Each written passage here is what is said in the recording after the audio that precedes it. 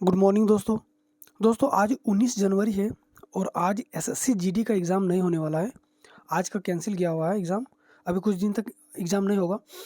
तो आज जो भी एग्ज़ाम अभी तक हो चुका है, जैसे कि 17 तारीख तक, 18 तारीख को भी एग्ज़ाम नहीं हुआ था आप लोग का, आज 19 तारीख को भी नहीं होगा। तो जो भी एग्ज़ाम का जिस तरह से पैटर्न रहा है, जिस तरीक़ा से पूछा जा रहा है एग्ज़ाम, उसी हिसाब से आज हम कुछ एक्सपेक्टेड क्वेश्चन करने की कोशिश किए हैं। तो आप लोग इसको प्लीज़ एक बार देख लीजिएगा, ये आप लोग को काफ़ी हेल्प करेगा एग्ज़ाम में। तो देखिए जो पहला क्वेश्चन है, ये है बम्बू डांस, यानी कि बैम्बू डांस को अन्य किस नाम से जाना जाता है। देखिए क्वेश्चन इस तरह से आ सकता है आप लोग को कि बैम्बू डांस को अन्य किस नाम से जाना जा सकता है। ठीक है, तो ये जो डांस होता है बैम्बू डांस बोलो, ये मिजोरम का है। इसी को बोला जाता है चिराओ डांस। ठीक है, इसी को बोला जाता है कौन सा, चिराओ डांस। ये चिराओ डांस से क्वेश्चन बहुत बार पूछा जाता है। ठीक है, तो देखिए और हम लोग देख लेते हैं कि मिजोरम का और कौन कौन सा डांस है। तो जैसे कि खल्लम, चेलम, च्वांग लाइजोन, छेहलम, थांगलाम, जांगलाम और चेराव, ये जो है ना मिजोरम का मुख्य प्रमुख जो डांस है, ये सब है। तो आप लोग एक बार एक नज़र आप लोग इस पे भी दे लीजिएगा। ठीक है, सबका नाम ही थोड़ा डिफरेंट है। प्रथम बार वंदे मातरम कांग्रेस के किस अधिवेशन में गाया गया था। तो देखिए प्रथम बार जो वंदे मातरम है वो कलकत्ता अधिवेशन 1896 में, जिसका अध्यक्ष रहीमुद्दौला सयानी थे। ठीक है, अगर यहीं पे पूछा जाएगा कि जन गण मन प्रथम बार कांग्रेस के कलकत्ता अधिवेशन में 1911 में गाया गया था। ठीक है, और इसका अध्यक्ष कौन था, बिशन नारायण थे। ठीक है, इनका अध्यक्ष कौन थे, बिशन नारायण। भारत के राष्ट्रीय गान जन गण मन रविंद्रनाथ टैगोर ने, जबकि राष्ट्रगीत, देखिए राष्ट्रगान को रविंद्रनाथ टैगोर ने, जबकि राष्ट्रगीत को बंकिम चंद्र चट्टोपाध्याय ने। और राष्ट्रगीत हम लोग का कौन सा है, आप लोग बताइएगा। भारत में मौद्रिक नीति किसके द्वारा संचालित किया जाता है। देखिए भारत में जो मौद्रिक नीति है वो आरबीआई के द्वारा संचालित किया जाता है। ये क्वेश्चन बहुत बार पूछा गया है एसएससी में। और ये जितने भी क्वेश्चन हम यहाँ पे डाले हैं, जितने भी क्वेश्चन है, जो भी एक्सपेक्टेड क्वेश्चन हम करके डाले, ये हर एक क्वेश्चन, सिर्फ करंट को छोड़ के हर एक क्वेश्चन आप लोग को एसएससी में पूछा गया है। हर एक क्वेश्चन पूछा गया है, और एक बार नहीं कई बार पूछा गया। जैसे कि ये जो मौद्रिक नीति, ये मौद्रिक नीति कई बार एसएससी में आप लोग को पूछा गया है। ठीक है, तो आरबीआई को जो स्थापना हुआ है, आरबीआई का स्थापना हुआ है 1 अप्रैल 1935 को हुआ है। और फिलहाल आरबीआई का जो गवर्नर है वो है रविकांत दास। वर्तमान में इनका गवर्नर है रविकांत दास। ठीक है, अगला क्वेश्चन है कि भारत रत्न की शुरुआत कब हुई थी। तो भारत रत्न की शुरुआत हुई थी 2 जनवरी, कब, 2 जनवरी 1954 को। अब देख लेते हैं इससे रिलेटेड और कुछ फैक्ट। प्रथम प्राप्तकर्ता कौन कौन है। तो प्रथम प्राप्तकर्ता डॉक्टर सर्वपल्ली राधाकृष्णन, ये है। इनके साथ और 2 को मिला था। इनके अन्य 2 जैसे कि चक्रवर्ती राजगोपालाचारी और डॉक्टर चंद्रशेखर वेंकट रमन। ठीक है, तो ये 3 आदमी को मिला था, लेकिन सबसे पहले मिला था डॉक्टर सर्वपल्ली राधाकृष्णन को। उसके बाद चक्रवर्ती राजगोपालाचारी, फिर चंद्रशेखर वेंकट रमन को मिला था। ठीक है, अभी हाल ही में 2019 के बाद शायद अभी तक और नहीं मिला है भारत रत्न। तो 2019 में जो 3 आदमी को मिला था, ठीक है, नानाजी देशमुख, इनको मरणोपरांत मिला है। भूपेन हजारिका, इनको भी मरणोपरांत मिला है। और प्रणब मुखर्जी को मिला था। ठीक है, तो ये 3 आदमी को भी 2019 में फिलहाल मिला है। विक्रमादित्य की उपाधि किस गुप्त वंश के शासक को दिया गया था। ठीक है, तो विक्रमादित्य तो चंद्रगुप्त द्वितीय को दिया गया था।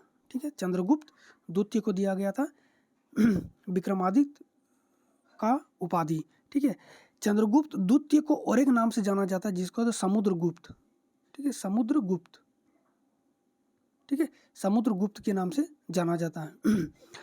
मनिका बत्रा किस खेल से संबंधित है। तो देखिए मनिका बत्रा का संबंध जो है टेबल टेनिस से है। दूध में कौन सी शर्करा पाई जाती है। देखिए आप लोग को जो अभी जीडी में 1 या 2 ही क्वेश्चन साइंस से पूछा जा रहा है, तो ये क्वेश्चन जो है काफ़ी इंपॉर्टेंट हो जाता है। दूध में कौन सी शर्करा पाई जाती है। तो लैक्टोज शर्करा जो है ये दूध में पाई जाती है। ठीक है,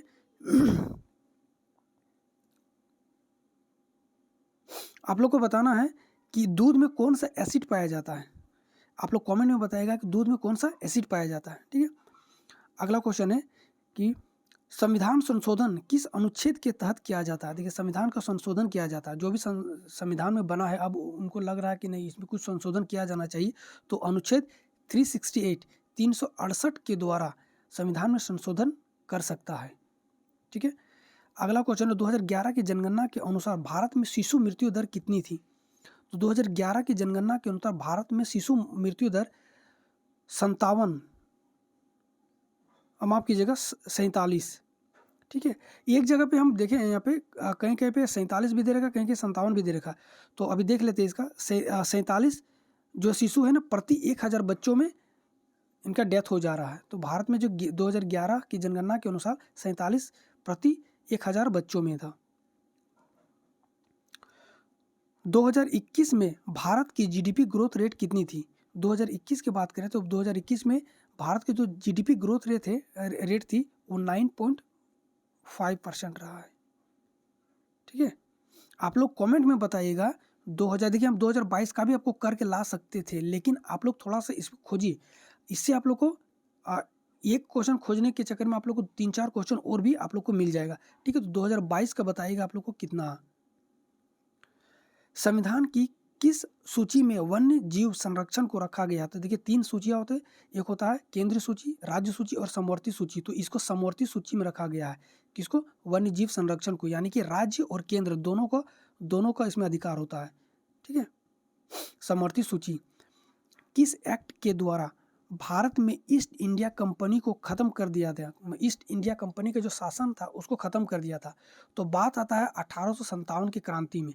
1857 की क्रांति जब पूरे देश में भयानक तरीक़ा से होने लगा, तब ईस्ट इंडिया कंपनी से, ठीक है, 1857 में जब क्रांति हुआ तब इसके बाद ईस्ट इंडिया कंपनी ने मतलब ये अंग्रेज जो क्राउन था, यानी कि ब्रिटिश क्राउन ने, यानी कि जब उस समय वहाँ की जो महारानी थी, ब्रिटिश क्राउन ने ईस्ट इंडिया कंपनी से शासन को छीन लिया और अपने अधीन ले लिया।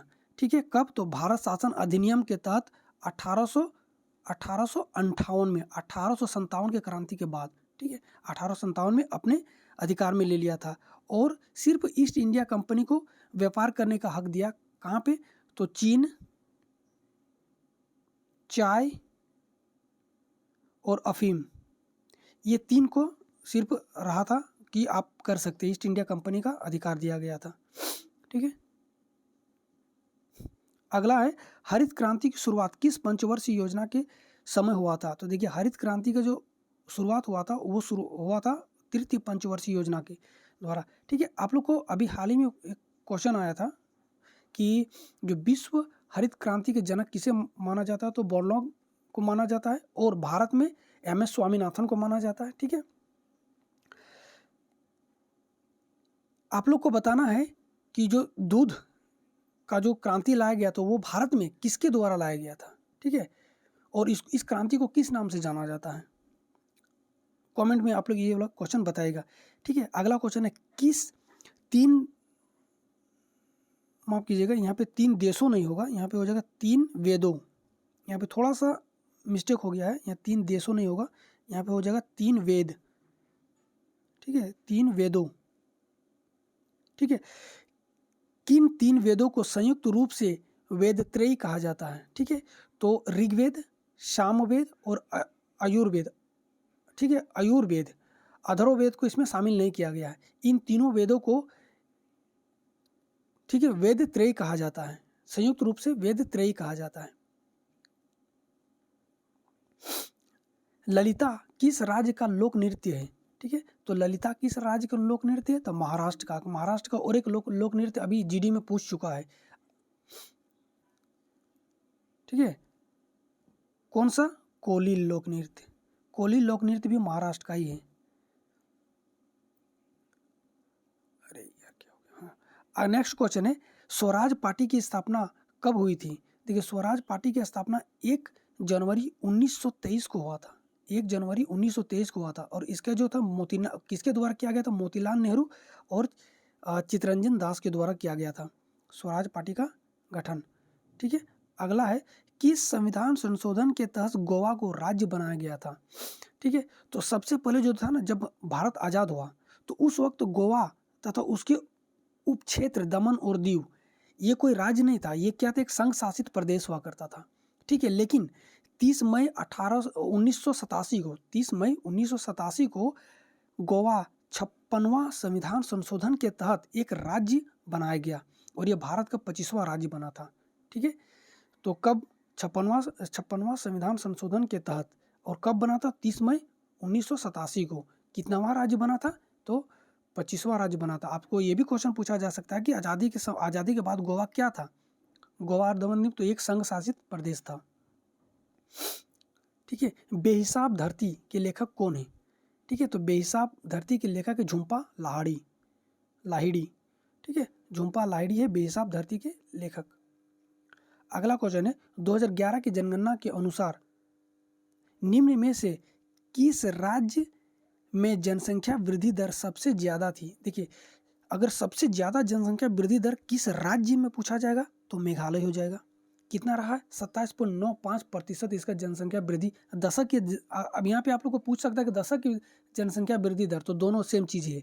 10 साल के बाद ही जनगणना होता, तो दशक की वृद्धि दर पूछे या फिर जनसंख्या वृद्धि दर पूछे, दोनों एक ही है। ठीक है, अगर यहाँ पे केंद्र शासित प्रदेश की बात कर ले कि सबसे ज़्यादा किस केंद्र शासित प्रदेश में है, तो दादर और नागर हवेली के रहा है। ठीक है, अब यहाँ पे कुछ फैक्ट देख लेते हैं हम लोग इसका। किस राज्य की जनसंख्या वृद्धि दर सबसे कम रही है? अगर राज्य का जनसंख्या वृद्धि दर सबसे ज़्यादा मेघालय का था, और अगर कम पूछ दिया तो नागालैंड का रहा, और इसका नकारात्मक रहा है। कितना नकारात्मक रहा है? तो -0.58% तक इसका चला गया था नकारात्मक। ठीक है, और वहीं पे अगर केंद्र शासित प्रदेश के पूछे कि किस केंद्र शासित प्रदेश की जनसंख्या वृद्धि दर सबसे कम रहा, तो लक्षद्वीप का सबसे कम रहा। कितना रहा? 6.30% रहा है। अब हम लोग भारत की जनसंख्या जो जनगणना हुआ 2011, इससे बहुत सारा क्वेश्चन पूछा जा रहा है, हर शिफ्ट में पूछा जा रहा है, तो एक बार हम लोग इसको देख लेते हैं। भारत की कुल जनसंख्या है कितना है? 121 करोड़ रहा है। ठीक है, आप लोग 121 करोड़ मानिए, ये ऐसे पूछा नहीं जाएगा, लेकिन आप लोग एक बार देख लीजिए इसको। ठीक है, तो 121 करोड़ 8,54,977 रहा है। ठीक है, लिंग अनुपात रहा है प्रति 1000 पुरुष में महिलाओं की संख्या रहा 943। ठीक है, जनसंख्या घनत्व रहा है 382 व्यक्ति पर प्रति वर्ग किलोमीटर में रहा है। ठीक है, शिशु मृत्यु दर 2006 के अनुसार, देखिए 2006 के अनुसार यहाँ पे दिया गया है। 2006 के ये यहाँ पे गलत लिखा गया है, इसको आप लोग पूरा छोड़ दीजिए, ये शायद मिसप्रिंट हो गया होगा, इसको छोड़ दीजिए। मातृ मृत्यु दर, हम शिशु मृत्यु दर यहाँ पे 47 हम ऑलरेडी क्वेश्चन करवा चुके हैं आप लोग को। ठीक है, ऊपर में ही मातृ मृत्यु दर 407 प्रति लाख जीवित जन्म के में मातृ मृत्यु दर, अगर जीवित जो जन्म दिया महिलाएं, उसमें से 407 महिलाएं मर जाती है 1 लाख में। 1 लाख में 407 महिलाएं जन्म के दौरान यानी कि प्रसव के दौरान ही इनकी मृत्यु हो जाती है। ठीक है, देश की साक्षरता दर 73% रहा है। वहीं पे उच्चतम साक्षरता दर 94% के साथ केरल रहा है नंबर 1 पे। उच्चतम जनसंख्या यानी कि सबसे ज़्यादा जनसंख्या किस प्रदेश का रहा है, तो मतलब यानी कि किस राज्य का रहा है, तो इसका रहा है उत्तर प्रदेश का। कितना रहा? 19,98,12,314। ठीक है, अगला है सबसे कम जनसंख्या सिक्किम का रहा है। कितना रहा है? तो 6,10,577 रहा है। ठीक है, तो उच्चतम जनसंख्या घनत्व बिहार का रहा है 1106 व्यक्ति पर स्क्वायर किलोमीटर पे रह रहा है। ठीक है, न्यूनतम जनसंख्या घनत्व अगर देखा जाएगा तो अरुणाचल प्रदेश का सिर्फ 17 व्यक्ति रहा, यानी कि 1 किलोमीटर इधर हम जाएंगे, 1 किलोमीटर इधर जाएंगे, 1 किलोमीटर इधर, तो ये हो जाएगा 1 स्क्वायर किलोमीटर। ठीक है, एरिया पे, इस एरिया पे यानी कि 1 किलोमीटर इधर, 1 किलोमीटर इधर, 1 किलोमीटर इधर, 1 किलोमीटर इधर, तो इतना में सिर्फ 17 आदमी रहता है। लेकिन अगर बिहार की बात करें तो इतने ही एरिया में 1106 आदमी रह रहा है। ठीक है, सबसे ज़्यादा लिंगानुपात रहा है 1084, यानी कि 1084 महिलाओं में मात्र 1000 पुरुष है। ये सबसे उच्चतम लिंगानुपात रहा है किसका? केरल का। ठीक है, और सबसे कम लिंगानुपात रहा है हरियाणा का, यानी कि 879 महिलाओं पे 1000 पुरुष रहा है। ठीक है, अब देख लेते हैं हम लोग थोड़ा करंट अफेयर्स है, ठीक है, कुछ करंट अफेयर्स देख लेते हैं। तो 28 जून 2022 को, ठीक है, 28 जून 2022 को संचार मंत्री अश्विनी वैष्णव ने, ये सब कोई क्वेश्चन के तरीका से नहीं, हम एक पॉइंट में लिखे हैं।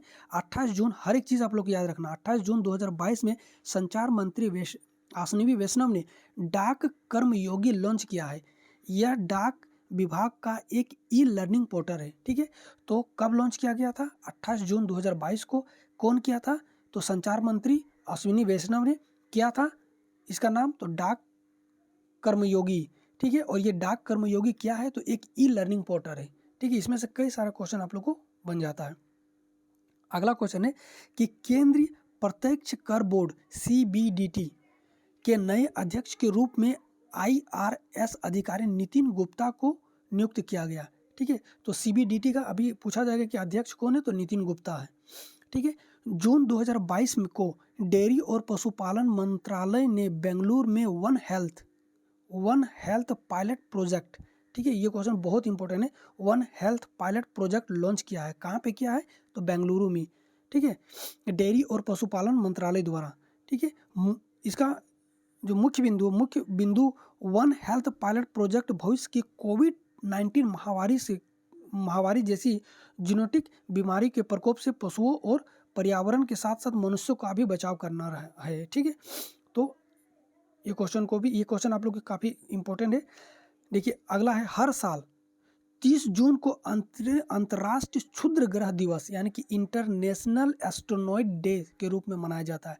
तो 30 जून को अंतर्राष्ट्रीय क्षुद्र ग्रह दिवस के रूप में मनाया जाता है, ठीक है। हाल ही में किस संस्थान ने India's blooming gig and platform economy शीर्षक से एक रिपोर्ट जारी किया है? तो नीति आयोग के द्वारा India's blooming gig and platform economy में एक शीर्षक रिपोर्ट जारी किया। तो कौन किया है? तो नीति आयोग के द्वारा किया गया है, ठीक है। अगला क्वेश्चन जो है ये है, वर्तमान में गोवा के, देखिए राज्यपाल से आ रहा है, तो ये दो आप लोग याद रख लीजिए। वर्तमान में गोवा के राज्यपाल कौन है? तो PS श्रीधरन पिल्लई।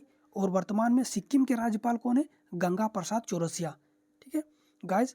तो ये आज का मतलब जो आखिरी क्वेश्चन मेरे द्वारा से जो बनाया गया था, कैसा लगा आप लोग को वीडियो? आप लोग जरूर बताइएगा। और वीडियो देखने के लिए थैंक यू। तब तक के लिए जय हिंद, जय भारत।